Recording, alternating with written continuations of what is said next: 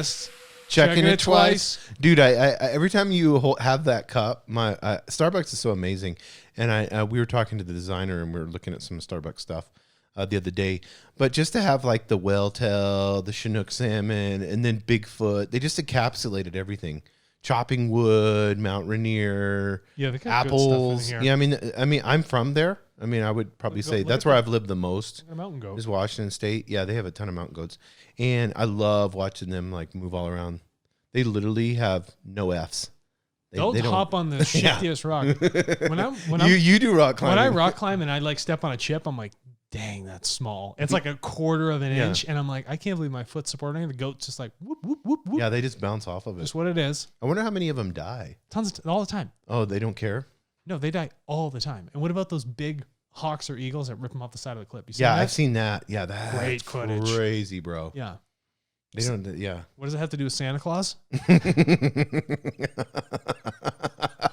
Oh, dude, that was great. It's just like this big hawk just pulls this big poor. Just flipping through midair. Yeah, and then it's like, hey, let's talk about Santa Claus, kids. Yeah. Checking it twice. Gonna find out how many ground isotopes you have. Santa Claus is coming to Buzzards Bay. Yes, Buzzards Bay. We're gonna talk about that. I used to row there. Yeah, you were a collegiate rower, right? Mm-hmm. Yeah, I did rowing in Buzzards Bay. I've rowed down, in Princeton. I've rowed all over the place, the world. How much is a single rower? A single? Like, are they fiberglass, wood? I mean, if you wanted to just carbon fiber. So let's say I buy my lake house and I wanted to have a rower there just for morning exercise. Like the machine? No, a rower like a boat. Yeah, like a small one where I could row out on a lake. Like a single, probably like 10 plus G's. Really? Yeah. They're you expensive. Get the big boys, they're like $55K. Yeah, One with 8 people in it. Carbon fiber, all glassed up. But they have a single one? Hydrophobic coating, yeah. I'll have to Singles, look into doubles, that. quads, cool. eights. It'd be better than a kayak where you're going like this. No. Because you get like full. You get the full body motion. Even Da Vinci appreciated rowing because it was a full movement. What am I talking about? Oh, that lake. Groundwater. Nobody wants to build on, dirty, polluted land, do you? No. So up in Buzzards Bay in Massachusetts, it's on the, the hook, if you're looking at a map. Oh, yeah. We're looking at Cape Cod is in the hook area, and then underneath that's Buzzards Bay on the other side of that arm. So these climate scientists at Woods Hole Oceanographic Institute and other places have found that for a long time we've lacked certain data that has come from groundwater isotopes. And these isotopes define in the soil of the ocean what climate used to look like and what sort of life-sustaining elements are going into the water so that it feeds the phytoplankton, which is the basis for a huge majority of ocean life. And those elements are, can you name them, please, so we sound smart? The elements here, they are measure level these elements and others in deep sea sediments to reconstruct certain aspects of Earth's history. For instance, they can look at how intense the breakdown of Earth's crust has been over time or how much carbon has been stored in the ocean. So they're getting all this from groundwater. Yeah. Until now, though a piece of the data has been missing, the groundwater piece. Yeah, nobody was doing a good job collecting that groundwater data. Right. And now we have the technology to put these into our large data sets and run these through these models, these climate models, to see what effect this has had in the past and what maybe it'll have in the future. What are the isotopes? I know it's closer towards the beginning. What's it say up here? I'm reading it right now. Brontium, strontium. What was it? If you see that word, like climate is nutrient. This is talking about nutrients, phytoplankton. That's, here it is. So important climate. Lithium. Yeah. So keep going. Yeah. Lithium, magnesium, calcium, strontium, and barium. Yeah. So all of these things are leaching out of the groundwater and they go into the salt water of the ocean. And from that, it creates a chemical mixture that is conducive for phytoplankton to go in and use that as energy along with the sunlight to, keep splitting into more cells. And then from that, larger organisms feed off of it and larger through the chain of events through the entire ocean. But what you find is that not only is it that accruing towards the phytoplankton blooms, it's also going into the substrates that are, on the water, the actual crust. So as you dig down into the crust, you can check those levels of those elements against how much you are receiving from the actual groundwater now. And so it can tell you the differential of what the climate used to look like, the amount of decay and breakdown it's had, and where we are at this very moment in comparison to our past. And so this piece has really helped out with all of the research that has been on just the larger state and health of the ocean affecting our climate. Now we can pull in the freshwater data to come in and pair with it, because we really only had 50% of the picture. And now you have that, again, they call it the Santa Claus because it's delivering the presents, which is the data on these isotopes to all these researchers that needed it for their climate models. Yeah, that's what he said. He said I consider myself a geochemical Santa Claus. Yeah, I think it might be a she. Yeah, Kimberly Mayfield. Yeah, well, Santa Claus. I was thinking, dude, 2 for 2, Jason. I know. Yeah, 2 for 2, bro. She said it with a laugh. The article says she says the research part for her doctoral thesis at the University of California, Santa Cruz took years of chemical analysts and lots of begging groundwater samples off strangers and colleagues. Yeah, and so this is akin to everything else that we see in big data. Everyone's trying to solve for an unknown, but they make so many guesses because they're missing that key component. And for a majority of us, if you're not studying climate research, the key component is human beings. Yes. Hands down. But can you read the final quote from the gentleman over at Woods Hole Oceanographic Institute, which is in the Cape, or Falmouth, I think. And so we can... it's the senior scientist. It's a little bit of a misnomer here. So he said, certainly they'll be more accurate because this is something that really hasn't been accounted for. And then we want to improve climate models for reasons that I believe are obvious at this point. If you ground truth a model and you know it does a very good job of understanding predicting climates in the past, you know that it's going to do a good job with climates in the future. Yeah. That's your number one problem. We've seen this in finance. And what do they always say to get rid of their liability? Historical gains are not indicative of future earnings, or whatever it is. Historical data is not indicative of future earnings. It will predict in some sort of extrapolated pattern. Is it going to be accurate? Probably not. Is it great that we have more, that we've solved for this unknown? Yes. But the past is not indicative of the future. Exactly. The moment is indicative of what's going to happen 10 seconds from now. Mm-hmm. You need to look at those moments, not time in a linear fashion. Right? Yeah, unless you can manufacture the future. I know, speaking of finance, these machine algorithms looking at all these candlestick patterns, charts and stuff from the past.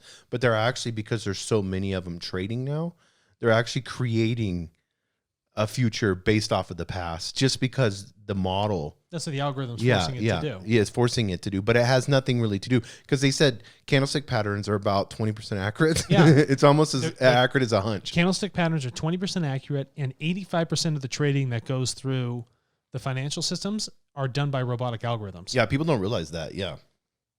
So we have 16% accuracy on all trades, and it's mostly run by computers. 16% trading accuracy? Yeah. What a joke. Yeah, I mean, and then you look it's form-fitting the future. It's not even, they're just saying this is what it is. Yeah, as long as they can create. And then what's funny is you look at these big, especially when you're, what do they call those guys the big billionaires and stuff like that have the funds for the elite? Fat cats? What? Yeah, no, not fat cats. Robber barons. No, the ones that have, and they have like a little safety bonus in there to make sure at the end, as long as they're getting like 8-9% increase in their special funds, and you have to have like over $1 million before you can invest in them. People are yelling it on. I don't want to say like blue sky funds or something like that. Yeah, but I know. I've read books on these guys and everything else. I have a book right there. Well, apparently you need to read another one. Yeah, I know. Exactly. But they have all these, they're not ETFs or any of that. They're these special funds that, like 1% of the world invests in. But, and they have these guys that control them. We'll call them SPVs, special purpose vehicles. Yeah. And they have these guys that control them. And they were like, they went through all their investing and decided, and it was like, out of the hundreds or thousands of trades that they made, there was like 1 or 2 that actually made them profitable. Yeah, you can take all these losses as long as you have a big swing that wipes everything else out. It's like everybody now buying Bitcoin, at 8 or 10,000, and then it went up to 25, 30,000. So they ended up making they ended up making all of their gains for 2020 just off of cryptocurrency. Well, it's a good hedging strategy. Yes, hedge funds. There we go. Oh my gosh, that's what you were looking for? That's what I was looking for, bro. Oh my goodness. But because the hedge fund managers are, a couple of them are billionaires. There's quite a few of them. Yeah. They do a pretty good job. Yeah. And a lot of their money is made on management fees, Mm-hmm. not actually winning on the trades. Yeah, exactly. Speaking of Santa Claus. Speaking of Santa Claus delivering me a big old check, right? No, listen, groundwater isotopes, extremely important. I don't want that individual Woods Hole Oceanographic Institute to fall prey to the same issues we see in finance. Mm-hmm. Do not manufacture a future that is a lie. And the reason I say that is because we don't want to manufacture something that'll say, oh, things are looking stable when it's really getting worse. Yeah, and we know that. I mean, over and over again, we harp on this. We've heard, we have 70 years left, on this planet before it's irreversible. Mm-hmm. So we don't need bad models. We don't Not right now. This is not a time for bad models. Right. It's a time to be accurate. It's a time for unity. It's a time for unity in Santa Claus. And that's number 4. On our list. Love that. Global peace. Global peace. and creating unity. That's, TARTLE's big 7, if Yep. you want to call them, and how people can give towards data. How easy is it on TARTLE to give towards global peace or to give towards climate stability or human rights or public health? Pressing your thumb on the screen maybe 3 or 4 times. And you can just help. That easy. Is there certain functions of global peace you want to share your data and your earnings towards? Oh, so I'm creating all this data. I'm going on these social media sites. I'm going on Medium. I'm going on Facebook, Instagram, Snapchat. VK. I'm going on VK, the Russian one. Yeah, I love that. I'm going on all these different sites. Yeah, just desktop, my phone, 4chan. Yeah, I'm going on them all.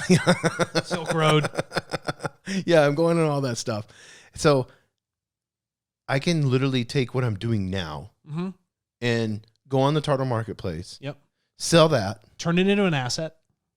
Share it. Wow. Get paid for sharing.